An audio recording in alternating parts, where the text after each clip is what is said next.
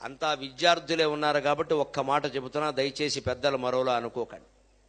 ఇవాళ వృద్ధాశ్రమాలు ఎలా పెరుగుతున్నాయో సంతాన సాఫల్య కేంద్రాలు కూడా అలా పెరుగుతున్నాయి, గమనించండి. చాలా తీవ్రమైన సమస్యగా ముందు ముందు మారబోతోంది.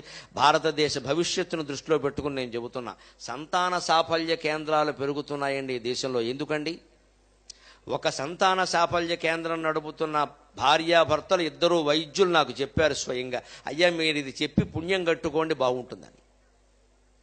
ఇవాళ యువతరంలో సంతానోత్పాదక శక్తి మగవాళ్లలో నశిస్తోందండి. మీరు నన్ను మన్నిస్తే దానికి ప్రధానమైన కారణం జీన్స్ ప్యాంట్.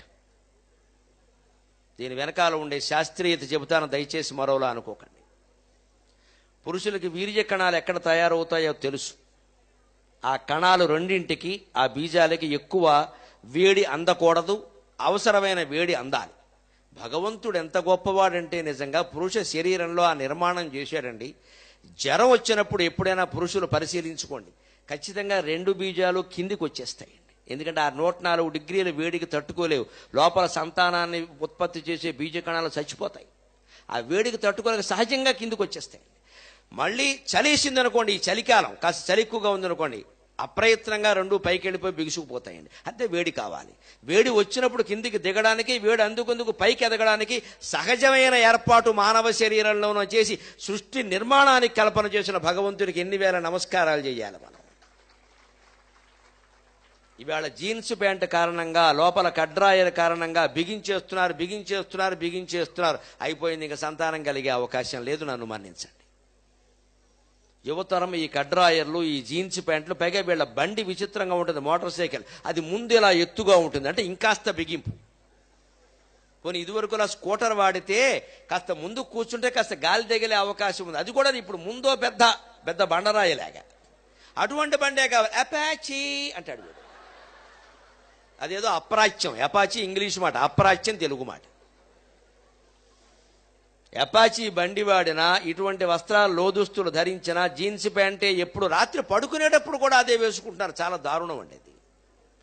పడుకునేటప్పుడు ఖచ్చితంగా గాలి తగిలే విధంగా లుంగీ కట్టుకోవాలి. పైగా వీళ్ళని చూసి ఆడపిల్లలు నేర్చుకున్నారు, వీళ్ళు బంగారంగా, వాళ్ళు జీన్సే. వాళ్ళకి గర్భధారణ కష్టమైపోతుందమ్మా ఈ నొక్కేయడం కారణంగా.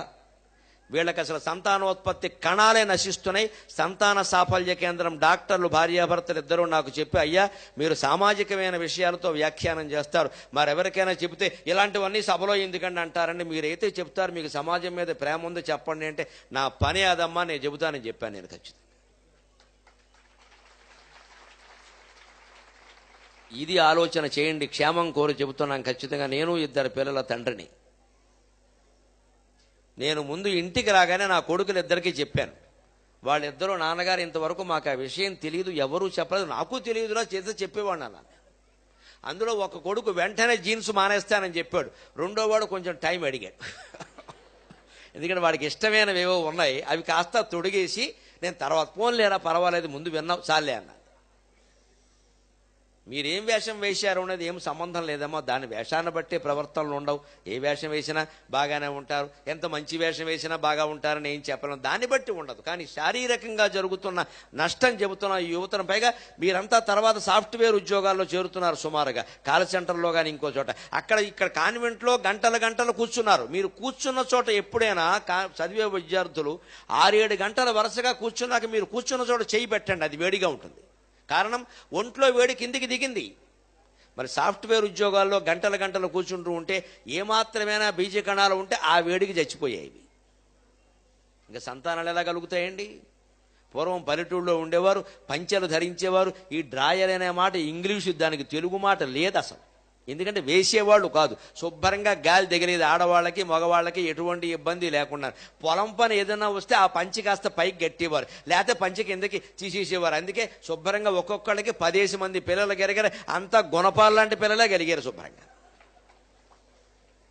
పిల్లల సదస్సు అయినా గ్రహించవలసిన విషయాలు డిగ్రీ పీజీ విద్యార్థులు ఉన్నారు. భవిష్యత్ తరానికి చాలా ముఖ్యమైన విషయం కాబట్టి చెబుతున్నానమ్మా. ఈ వేషాల్లో మార్పు రాకపోయినట్టయితే తర్వాత ఇవాళ ఏదో యువతరం బాగున్నారు అంటున్నా, వీళ్ళందరూ ఒక 20 ఏళ్ళు దాటాక ముసలివాళ్ళు అయిపోతారు కదండి. ఇవాళ చైనా ఎదుర్కొంటున్న సమస్య, జపాన్ ఎదుర్కొంటున్న సమస్య, యువతరం లేరా దేశంలో ముసలివాళ్ల సంఖ్య పెరిగిపోయింది. కానీ భారతదేశం అదృష్టం, ఈవేళ నా ముందు కూర్చున్న పిల్లల వయస్సు లాంటి వాళ్ళు దేశమంతా 140 మంది ఉన్నారండి. ఈ 40 మంది తేజస్వంతులు కావాలి, ఓజోవంతులు కావాలి, ద్యుతిమంతులు కావాలి. ప్రతి ఒక్కడూ ఒక్క హనుమంతుడై మరో రామాయణాన్ని సృష్టించగలగాలి.